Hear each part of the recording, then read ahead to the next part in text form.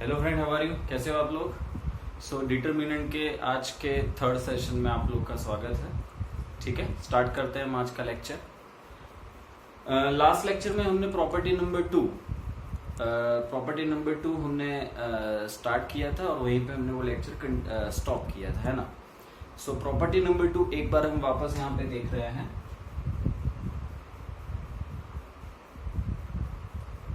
So property 2 ये है कि इफ वी इंटरचेंज एनी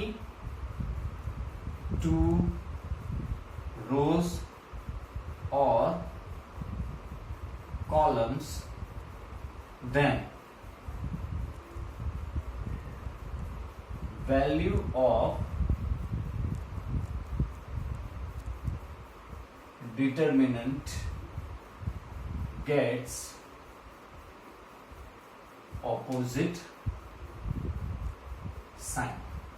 ठीक है, डिटरमिनेंट की वैल्यू की साइन ऑपोजिट हो जाती है। मतलब अगर जो आप कोई भी दो रो या फिर कोई भी दो कॉलम को इंटरचेंज करते हो तो जो वैल्यू इनिशियल जो वैल्यू हमें गिवन डिटरमिनेंट की मिलेगी, ठीक है, और अगर जो एप्लीकेशन करते हो उसके बाद जो डिटरमिनेंट होगा दोनों की वैल्यू में प्लस माइनस का डिफरेंस रहेगा। ठीक है, मतलब अर्लियर अगर जो आपको डिटरमिनेंट दिया गया है और लेट से उसकी वैल्यू है 25 और फिर मान लीजिए आप उस डिटरमिनेंट में फर्स्ट एंड सेकंड रो को इंटरचेंज करते हो, मतलब कि दोनों की पोजीशन बदल रहे हो, तो इन दैट केस वहां पर अब हो जाएगी डिटरमिनेंट की वैल्यू आफ्टर एक्सपांशन -25। पहले 25 थी, अब -25, बस इतना डिफरेंस है। ठीक है, ये प्रॉपर्टी जो हमें कंक्लूड करती है वो ये है। एक काम करते हैं, इसे हम समझते हैं एग्जाम्पल से, और एग्जाम्पल भी हम इलस्ट्रेशन से ही लेंगे, ठीक है, जिससे आपको कन्वीनियंट रहे समझना। सो एग्जाम्पल 7 आप देख लीजिए। एग्जाम्पल 7 में हमें कहा है verify this property. So there is a delta 2 minus 3 5 6 0 4 1 minus 5 7। अच्छा, इन्होंने इसको एक्सपांड किया है and they have got the value -28 through the expansion. Okay, अब इसमें वेरीफाई करना है हमें सेकंड प्रॉपर्टी। सो उसके लिए हमें कोई दो रो या फिर कोई दो कॉलम्स को इंटरचेंज करना पड़ेगा। सो यस, इन लोगों ने सेकंड एंड थर्ड रो को इंटरचेंज किया है। So apply R2 interchanging R3। अब यहाँ पे ये जो मैंने सिंबल लिखा है, इसको सिंबल कहते हैं। तो सी ये सिंबल से ही पता चलेगा कि आप कौन सी एप्लीकेशन कर रहे हो। तो अगर जो आप कोई दो रोज या कोई दो कॉलम्स में इंटरचेंजिंग कर रहे हो तो आपको सिंबल यूज करना रहेगा Ri to Rj। इसका मतलब क्या होगा? Where I is not equals to J। Similarly columns के लिए Ci to Cj, मतलब कि आप ith रो को jth रो से इंटरचेंज कर रहे हो। तो ये बातें आप तक पहुंच रही है, इसको हम कहते हैं सिंबल। ओके, आपने ये एप्लीकेशन यहाँ पे की। अब इस एप्लीकेशन को करने से हमें डिटरमिनेंट की वैल्यू जो मिलेगी, नया जो डिटरमिनेंट मिलेगा उसको हम कहते हैं डेल्टा डैश। तो भाई देखो आप, फर्स्ट रो तो हमारी एज इट इज है, सेकंड रो के बदले आ गया 1 5 -7 6 0 4, है ना। अब हमें इसको एक्सपांड करना है, तो हम इसको फर्स्ट रो से एक्सपांड कर रहे हैं। 2 इंटू ब्रैकेट, बीच वाले टर्म में साइन नेगेटिव आप लेते हो, ऑलरेडी नेगेटिव है, सो माइनस माइनस प्लस हो जाएगा, इंटू ब्रैकेट, और जो थर्ड टर्म है उसमें साइन प्लस की रहेगी, 5 इंटू ब्रैकेट। अच्छा, ब्रैकेट में क्या लोगे? आपको याद है मुझे क्या करना है, राइट? आप समझ रहे हो। सो 2 इंटू क्रॉस मल्टीप्लीकेशन, उस रो और उस कॉलम को हाइड करने पे जो हमें 2 क्रॉस 2 डिटरमिनेंट मिलता है उसकी वैल्यू। सो 5 इंटू 4 20 -0। चलिए देन यहां आएगा 1 इंटू 4 4 माइनस, ये माइनस है तो प्लस हो जाना है, 4 + 42 5 into 1 into 0 0 -6, so 2 into 20 40 minus minus plus 3 into 46 minus यहां हमें मिल रहा है,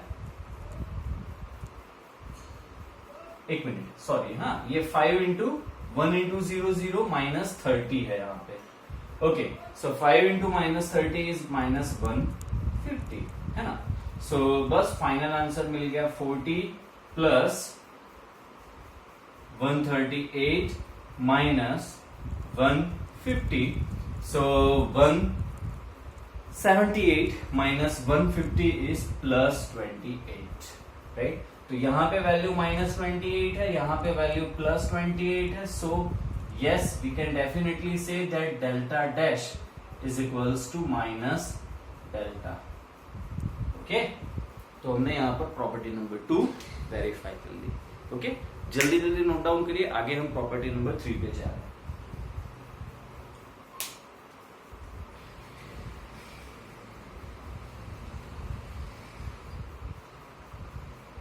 Okay, so now next property is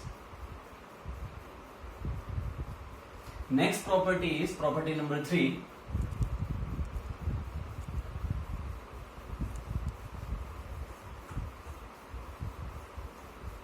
In any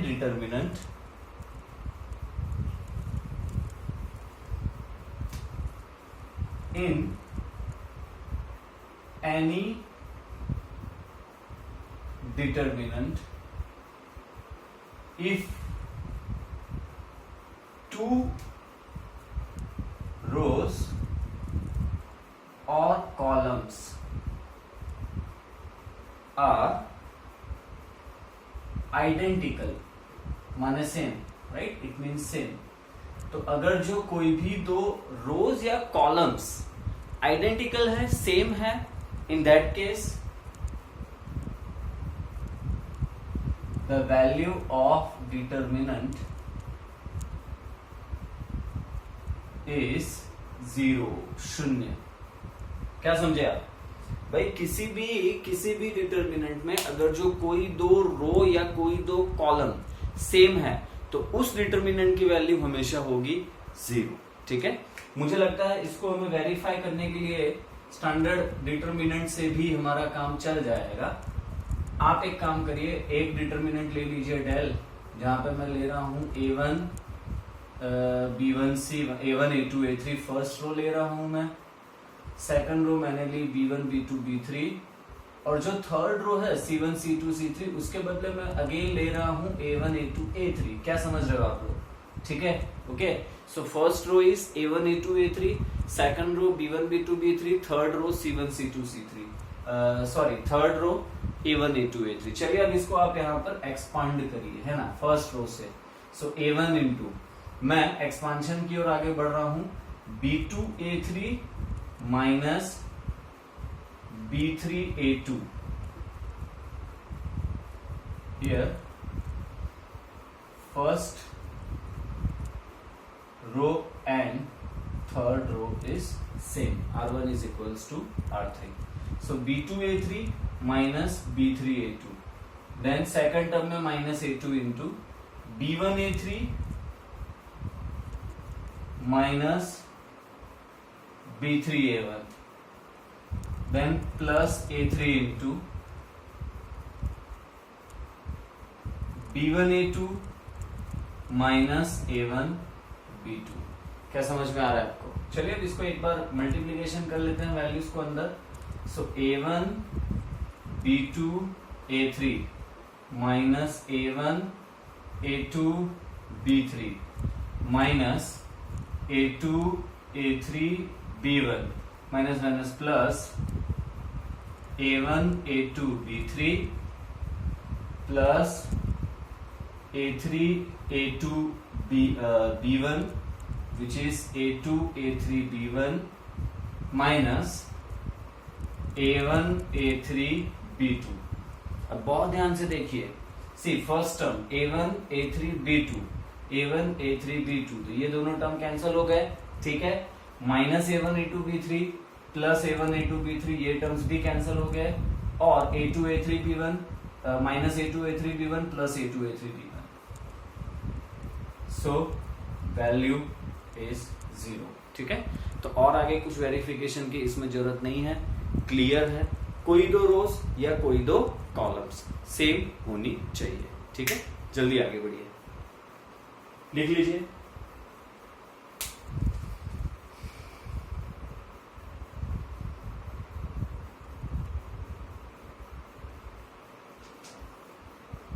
Okay, next is property number 4.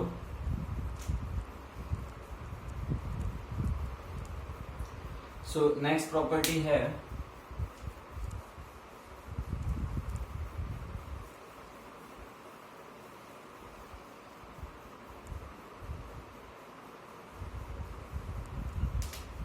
property number 4.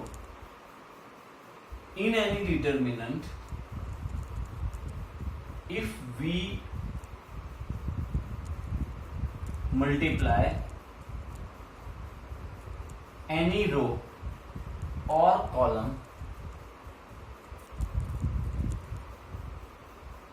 with k, किसी भी रो या किसी भी कॉलम को आप k से मल्टीप्लाई कर रहे हो, where k is some scalar value, कोई भी हो सकती है वैल्यू। ठीक है, so if you multiply any row or column with k, then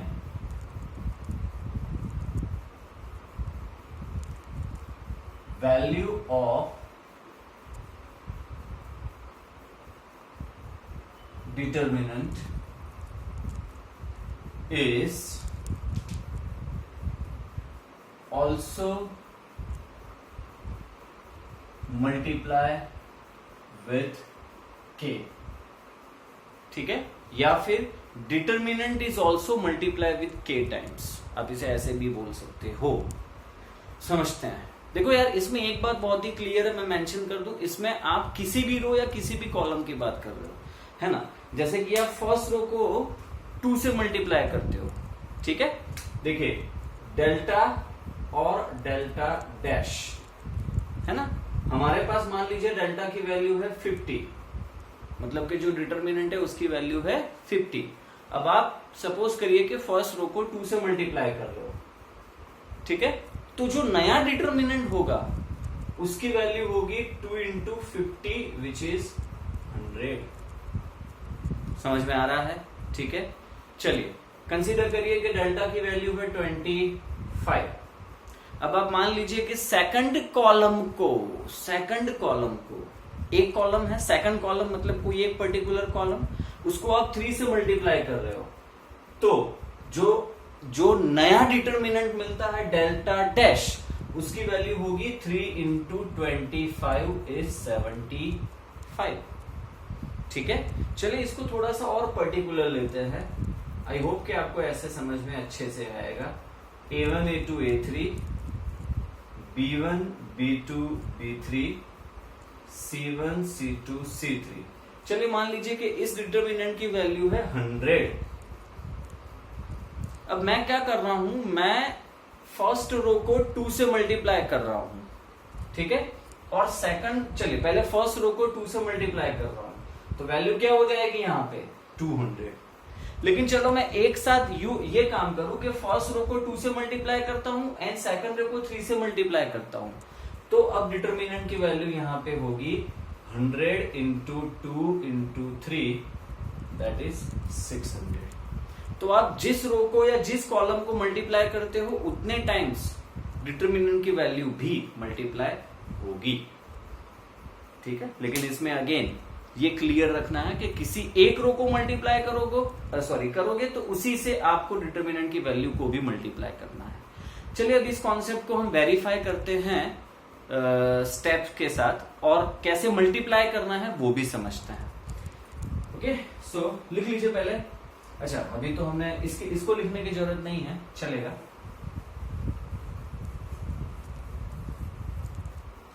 हाँ, तो इसमें वेरीफाई करने के लिए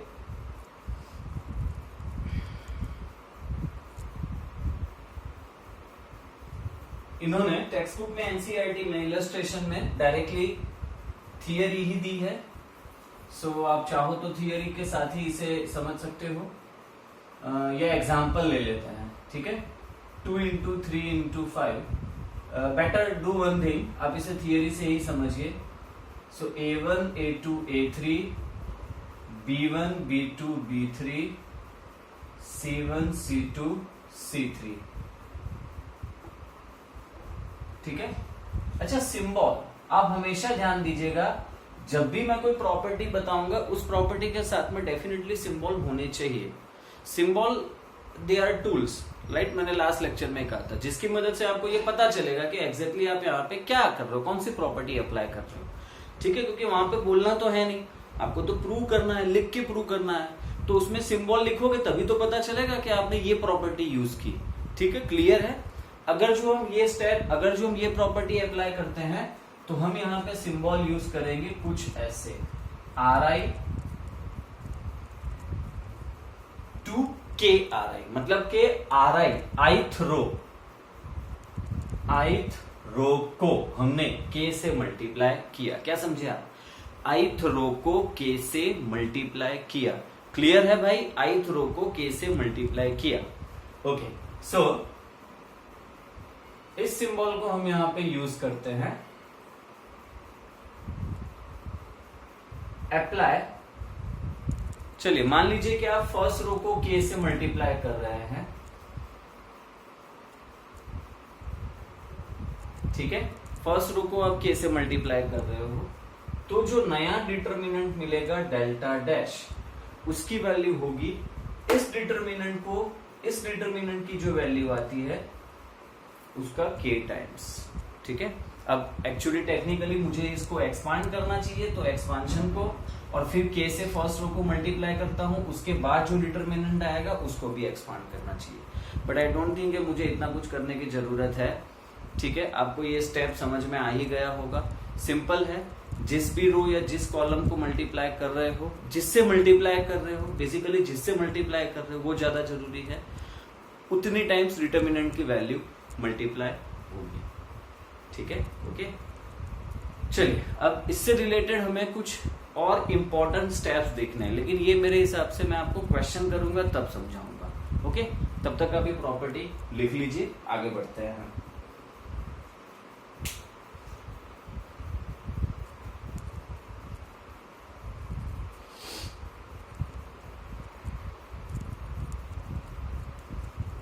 चलिए अब इसमें एग्जाम्पल 9 जो है एनसीईआरटी ने दिया हुआ है, तो मुझे लगता है कि ये हमें करना चाहिए, ठीक है। आई होप कि आपने लिख लिया होगा, तो आगे बढ़ते हैं। एग्जाम्पल 9,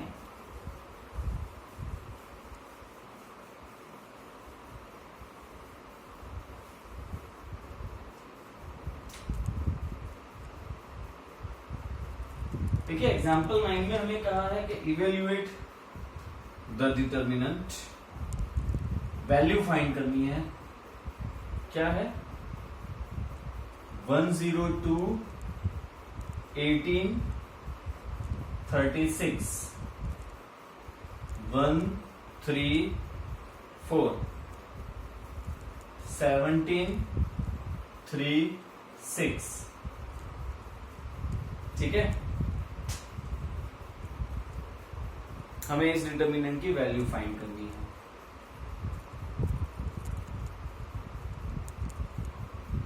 ओके, सो क्या इंपॉर्टेंट बात है यहाँ पे? कौन बताएगा? देखो समझो, 102 18 और 36, इन सब में खास बात यह है कि 102 इज 17 इंटू 6, 18 is 6 into 3 और 36 is 6 into 6। तो मैं 102 के बदले 6 into 17 लिख लेता हूं, यहाँ पे 6 into 3, यहाँ पर 6 into 6, 1 3 4 17 3 6। अब जो मैंने आपको मल्टीप्लिकेशन वाला स्टेप बताया ना, उसी स्टेप में से एक और प्रॉपर्टी कहो या स्टेप कहो, ये निकलता है कि जब किसी भी रो या किसी भी कॉलम में से कोई एक कॉमन फैक्टर आपको दिखता है, फिर से ध्यान से समझना, कोई भी रो या कोई भी कॉलम में आपको कोई एक कॉमन फैक्टर दिखता है, तो वो कॉमन फैक्टर आप कॉमन निकाल सकते हो, ठीक है, वो कॉमन फैक्टर आप रो में से या कॉलम में से बाहर कॉमन निकाल सकते हो, ठीक है। ओके, तो जैसे यहाँ पे फर्स्ट रो में आप देख सकते हो कि 6 कॉमन है, तो मैं क्या कर सकता हूं, इस 6 को यहां से बाहर निकाल दूं। तो 6 को मैं बाहर निकालूं तो हमें ये मिलेगा 17 3 6 1 3 4 17 3 6। अच्छा, अब आप यहाँ पे ऑब्जर्व करो, सिंपल है, फर्स्ट एंड थर्ड रो की वैल्यू सेम हो गई, तो इस डिटर्मिनेंट की वैल्यू हमें मिल जाएगी 0। तो 6 इंटू 0 इज 0 मीन्स इस डिटर्मिनेंट की वैल्यू भी 0 है, ठीक है। अब अगर जो आपके दिमाग में ये है कि सर तो इसमें आपने प्रॉपर्टी नंबर 4 कैसे यूज की, तो वो ऐसे हमने यूज की कि ये जो डिटर्मिनेंट है, ठीक है, इस डिटर्मिनेंट की वैल्यू है 0। अब आप यहां से नीचे से ऊपर की ओर आगे बढ़ो, इस डिटर्मिनेंट की वैल्यू है 0। Are you getting my point और नॉट? चलिए अलग से समझाता हूं। मान लीजिए मेरे पास है D1, वो ये है 17 3 6 1 3 4 17 3 6। अब आप क्या करो कि आप यहां पर फर्स्ट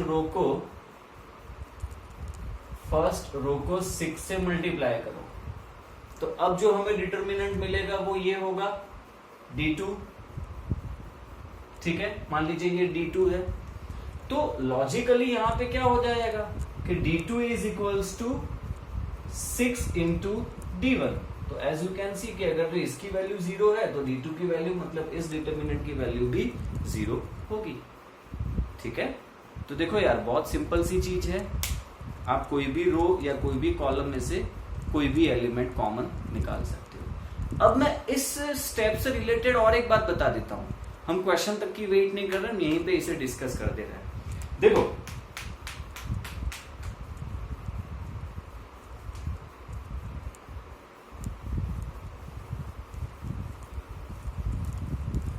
इस प्रॉपर्टी से रिलेटेड एक इंपॉर्टेंट स्टेप ये है कि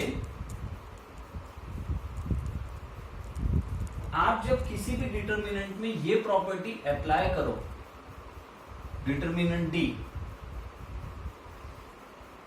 A1 A2 A3 B1 B2 B3 C1 C2 C3, तो आप इस डिटर्मिनेंट में सेम प्रॉपर्टी यूज कर रहे हो, है ना। तो मान लीजिए कि आपने फर्स्ट रो को K से मल्टीप्लाई किया, सो अप्लाई ऑन R1, और क्या किया है आपने, फर्स्ट रो को K से मल्टीप्लाई किया है, तो ये प्रॉपर्टी से और एक रिजल्ट हमें ये मिलेगा कि जिससे मल्टीप्लाई करते हो उसी से बाहर डिवाइड करना है, जिससे मल्टीप्लाई करते हो उसी से बाहर डिवाइड करना है, क्या समझे, ठीक है। तो हमने यहां पे फर्स्ट रो को K से मल्टीप्लाई किया, तो अब यहां पर हम उसी से बाहर डिवाइड करेंगे। सो A1, तो ये हमें मिलेगा KA1 KA2 KA3 B1 B2 B3 C1 C2 C3। समझ में आ रहा है आपको, ठीक है। हमने फर्स्ट रो को K से मल्टीप्लाई किया, तो उसी K से हमें बाहर डिवाइड भी करना है, ये स्टेप हो गया जो बहुत इंपॉर्टेंट है। अच्छा, इसमें खास बात यह है कि अगर जो आप K से डिवाइड कर देते हो तो डिटर्मिनेंट की वैल्यू वही की वही रहेगी, डिटर्मिनेंट की वैल्यू चेंज नहीं होगी, सॉरी। लेकिन अगर जो आप K से डिवाइड नहीं करते हो तो अब डिटर्मिनेंट की वैल्यू चेंज हो जाएगी, ठीक है। अब डिटर्मिनेंट की वैल्यू चेंज हो जाएगी, मतलब ये हो जाएगा D डैश, तो हमें तो वही डिटर्मिनेंट रखना है, इसीलिए आपको उसे K से डिवाइड करना है। सी ज्यादा कॉम्प्लेक्स ना करते हुए आप कंफ्यूज मत हो, बहुत सिंपल सी बात है, जिससे मल्टीप्लाई करो उसी से बाहर डिवाइड करो, क्लियर है, ओके। जिससे मल्टीप्लाई उसी से बाहर डिवाइड। चलिए आगे बढ़ते हैं नेक्स्ट प्रॉपर्टी की ओर, लिख लीजिए।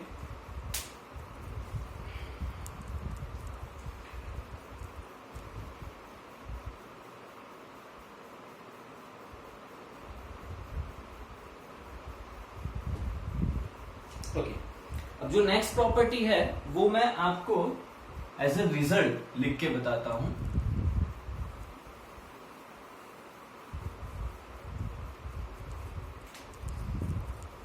कितना टाइम हुआ है? ओके, प्रॉपर्टी नंबर 5, जल्दी जल्दी आप समझ लीजिए। देखो, एक डिटरमिनेंट है हमारे पास, ये रहा A1 plus B1, A2 plus B2, A3 plus B3, है ना। और यहां पर है मेरे पास C1, C2, C3, D1, D2, D3। अब मैं क्या करने जा रहा हूं, समझिए यार। जो फर्स्ट रो है ना, फर्स्ट रो को मैंने लिखा है, first row is here, first row is sum of two values. यहां पर जो फर्स्ट रो है वो दो वैल्यूज के समेशन फॉर्म में है, A1 plus B1, A2 plus B2, A3 plus B3। So the property says कि अगर जो ऐसा है तो आप इस डिटरमिनेंट से दो डिटरमिनेंट में स्प्लिट कर सकते हो, जहां पे आपको ये वैल्यूज को स्प्लिट करना है और बाकी की दोनों रोज एज इट इज रहेंगी दोनों डिटरमिनेंट में। क्या समझे? तो जो फर्स्ट रो है उसे आप स्प्लिट करो A1, A2, A3, second row and third row remains same, D1, D2, D3, plus यहां पे भी भाई जो हमारा सेकंड डिटरमिनेंट है उसमें फर्स्ट रो हमारी मिल जाएगी B1, B2, B3, जबकि second row and third row दोनों में सेम है। क्या समझ रहे हो आप? C1, C2, C3, D1, D2, D3। Okay, ठीक है। तो ये हो गया इस प्रॉपर्टी का एप्लीकेशन, है ना। इस प्रॉपर्टी में कोई सिंबल नहीं यूज होता, आपको सिंबल नहीं यूज करना है, इस प्रॉपर्टी में डायरेक्टली अप्लाई कर देना है। आपको कहीं दिख रहा है कि यहां पर ये डिटरमिनेंट को मैं दो डिटरमिनेंट में स्प्लिट कर सकता हूं as in required form, you can do, लेकिन उसमें याद रखना कोई एक रो या कोई एक कॉलम ही स्प्लिट होगी, बाकी की दोनों रो एंड कॉलम्स सेम ही रहेंगी। ठीक है, ओके। सो आज का लेक्चर हम यहीं पे खत्म करते हैं, ठीक है। आई होप कि आपको यहाँ पे समझ आ गया होगा। हम कल इसी प्रॉपर्टी से आगे बढ़ेंगे। प्रॉपर्टीज हमारी ऑलमोस्ट खत्म हो गई हैं, सिर्फ एक और प्रॉपर्टी जो मेन इंपॉर्टेंट प्रॉपर्टी है, प्रॉपर्टी नंबर 6, वो बाकी है, and then will go for exercise and illustrations. ठीक है, ओके। चलिए बाय, कीप प्रैक्टिसिंग, अच्छे से समझ लीजिए। कहीं पे अगर जो कोई डाउट है तो मुझे व्हाट्सएप या कॉल करके समझ सकते हो, ठीक है। इन सारी प्रॉपर्टीज का एप्लीकेशन जैसे जैसे आप सम करोगे आपको अच्छे से समझ में आना स्टार्ट हो जाएगा। सी प्रॉपर्टीज क्या है? सम्स को करने का एक जरिया है, वे है। तो वो सम्स जब आप करोगे, प्रॉब्लम्स करोगे, तभी क्लियर होगा। ठीक है, ओके। चलिए बाय, कल मिलते हैं।